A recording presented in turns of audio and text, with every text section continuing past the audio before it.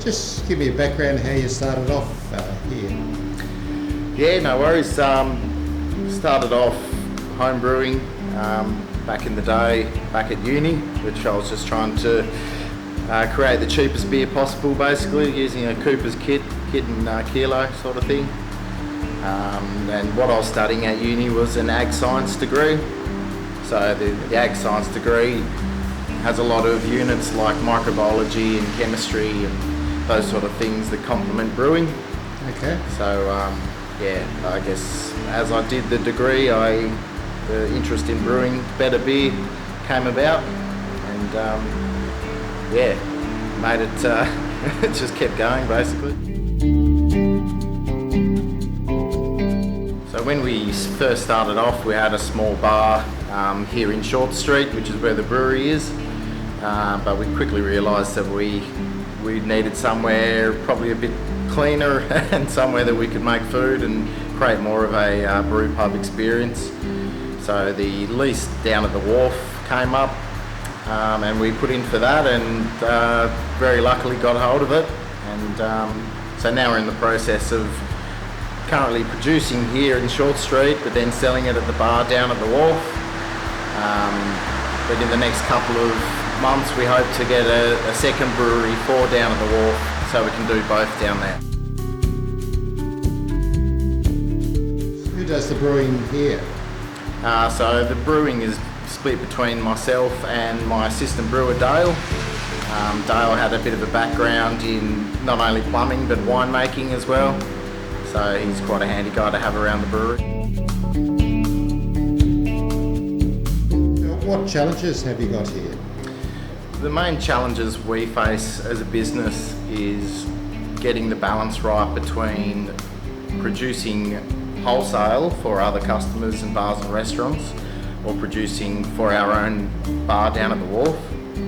So obviously it makes more sense for us to produce down there because there's better margins on that product.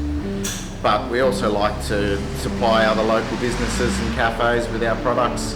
So that's always a balancing act between selling out of a product down there or selling out of a product that we can give to other people.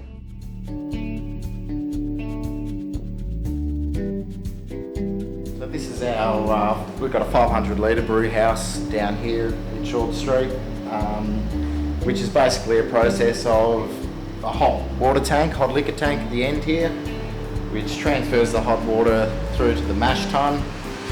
This is where we add our grain, our milled grain, to extract the sugars out of the grains. That is then transferred through to the kettle, which is this end tank. That's where that liquid is boiled to sterilise it, and we also add the hops at this stage. Once it's finished in there, it's basically chilled down, yeast is added, and they go into one of the big fermentation tanks where they sit for 2 weeks before being ready. Okay. And your canning, do you do that here? No, actually, all of our canning is done by Paul Morrison from Launceston. So he actually has a mobile canning unit that he brings in the back of the truck, wheels it in here, hooks up the tanks, does all the canning, and then off he goes. All right then. Okay then, Josh, thanks for your time. We'll just have some look around down at the Wharf, and thank you. No problem, thanks. So my name is Jillian. Obviously, I'm the bar manager here at Buttons Brewing. It's just such a great environment to come around with friends or family just for some beers or some good eats. Just a great environment and brings family, friends, and everyone all together. So that's the band setting up over in the corner there? That's actually the old band. They're just putting away their stuff for now, and then there's another band starting at 5 o'clock tonight. All right, so here we've got our beautiful takeaway fridge available for purchase.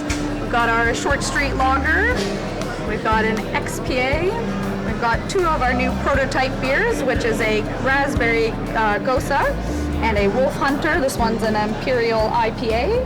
And we've also got a Northwest Draft, a Pale Ale, a West Coast Wilderness, and a Clocktown Brown, all part of our core range and available for purchase at the Wharf.